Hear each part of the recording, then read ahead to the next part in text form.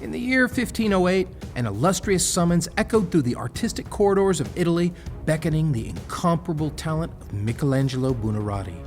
Tasked by the Pope himself, Michelangelo embarked on a monumental endeavor to adorn the ceiling of the Sistine Chapel with frescoes telling the stories from the Old Testament.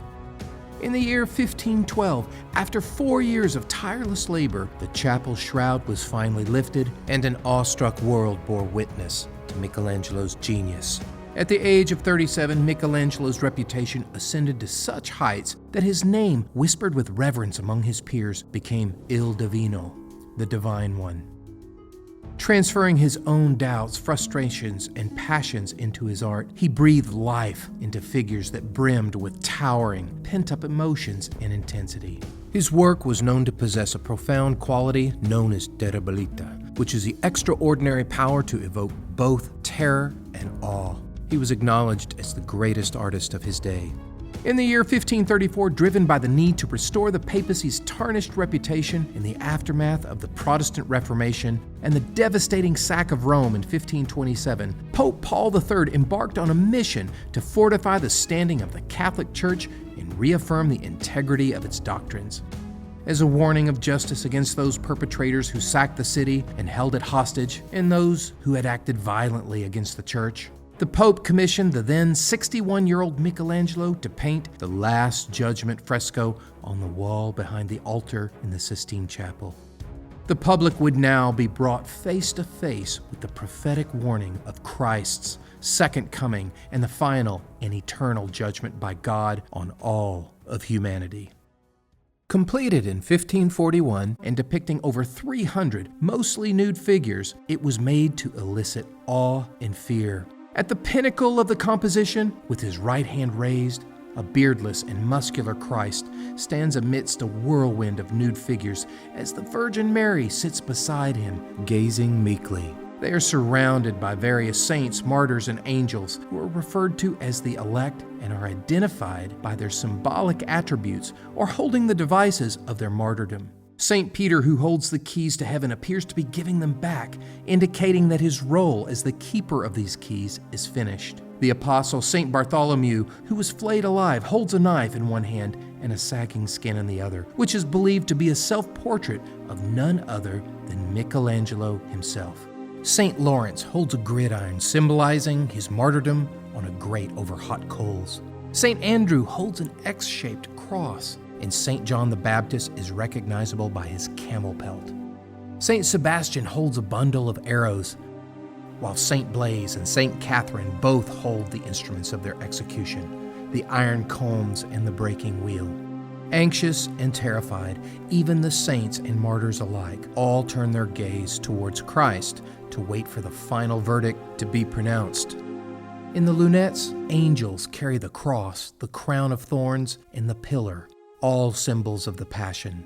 On the lower left, angels awaken the dead from their graves to be judged by God. The saved rise up to heaven, but in one profound depiction, an angel gently raises two souls who cling tightly to a strand of rosary beads, a criticism of Martin Luther's theories. Immediately below, a resurrected body becomes the subject of a harrowing tug-of-war, as two angels on one end strive to pull the body upward, while a horned demon that has escaped exerts its malevolent force in the opposite direction. Beneath the figure of Christ, a gathering of wingless angels with puffed cheeks strain with exertion as they sound the trumpet summoning the dead to arise.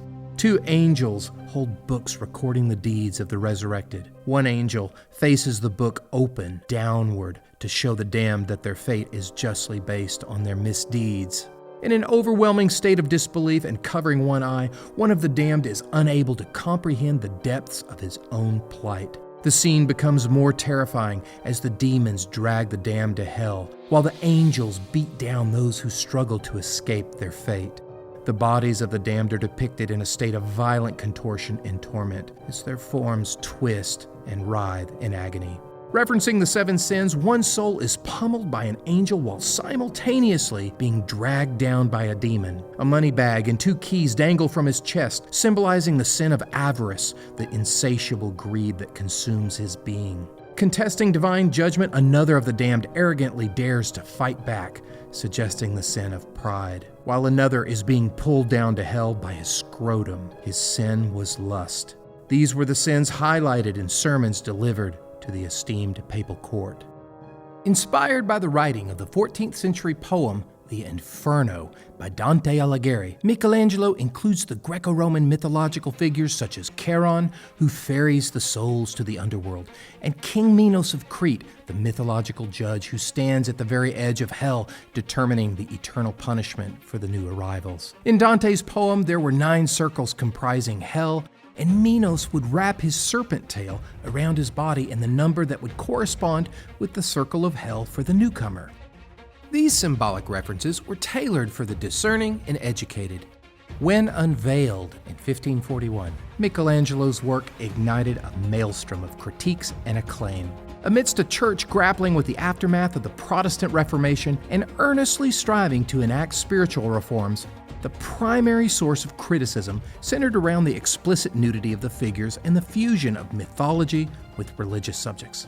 Critics expressed that Michelangelo should have followed the biblical account more faithfully, pointing out that Christ's portrayal in the artwork deviated from traditional images as he was depicted without a beard, possessing a muscular physique, and resembling more of an Apollo-like pagan god. Surrounded by artworks from the papal collection, Michelangelo would have been inspired by the ancient statue, the Apollo Belvedere, which was acquired by Pope Julius II and displayed in the Vatican Palace in 1511. Other criticisms pointed out that Christ should be depicted seated on a throne instead of standing, and that some of the drapery in the painting appears to blow in the wind, which isn't plausible because the weather was meant to cease on Judgment Day, according to Scripture. The angels heralding the apocalypse are not positioned at the four corners of the earth as described by Scripture, but rather clustered together. These angels also lack the characteristic wings attributed to them in the Bible. During the creation of the fresco, Michelangelo faced persistent criticism from the papal master of ceremonies, Biagio da Cesena, who thought it was disgraceful to have such nudity in a sacred chapel and that the work was more suitable for the public baths, taverns, and brothels.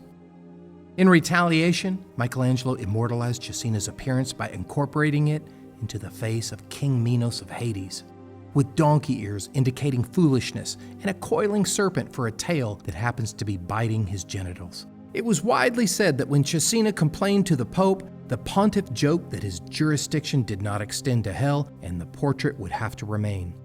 While many praised it as the highest form of artistic expression, some saw it as a prime instance of the dangers and misuses linked to religious art and advocated for its destruction. In the end, a compromise was reached. After Michelangelo's death in 1564, the Italian Mannerist Daniele da Volterra was hired to address the nudity by covering the genitals in the work with loincloths. For his trouble, he gained the nickname Il Bragattone, the breeches maker. Volterra actually chiseled away the section of the wall depicting St. Blaise and St. Catherine of Alexandria and repainted it because the original version appeared to show St. Blaise looking at St. Catherine's naked behind, and some observers thought their body positions were too sexually suggestive. In the repainting, Volterra turned away the head of St. Blaise and added clothes to the figure of St. Catherine. In the subsequent years after its creation, the work underwent numerous modifications and even faced threats of total destruction. Unfortunately, each intervention became increasingly forceful as various popes employed a steady stream of, quote, improvers to force these nudes into ecclesiastical line by removing their genitals and covering them up.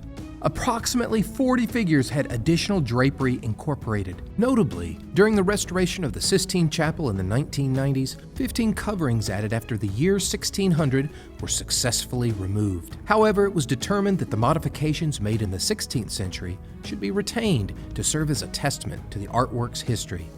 Michelangelo's fresco, The Last Judgment, captures the anticipated moment that holds both hope and apprehension for Christians, the end of time and the beginning of eternity. The work symbolizes the destined union of the chosen ones with Christ in his heavenly kingdom and the casting of the damned into the torments of hell.